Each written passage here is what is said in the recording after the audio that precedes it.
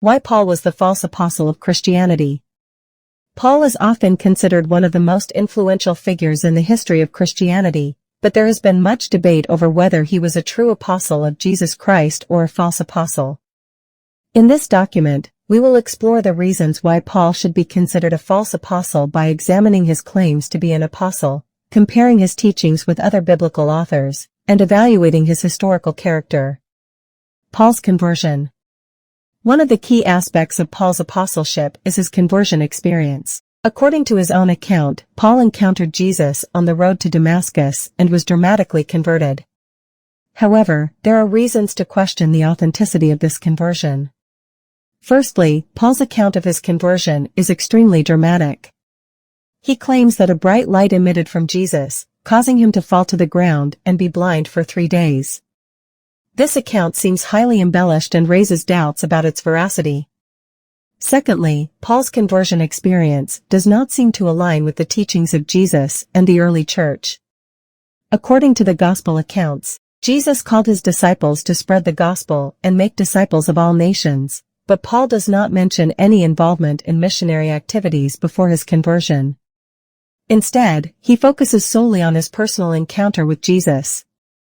Furthermore, Paul's conversion experience lacks any clear evidence of repentance or changed behavior. Although he says he was radically changed by his encounter with Jesus, there is no record of Paul actively reaching out to his former persecutors of Christians or seeking reconciliation with those he had harmed.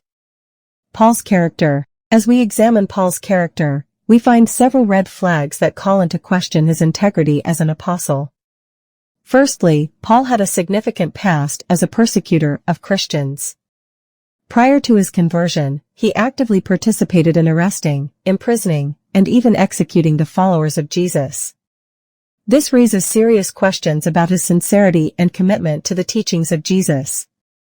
Moreover, Paul often exhibited hypocrisy in his teachings and actions.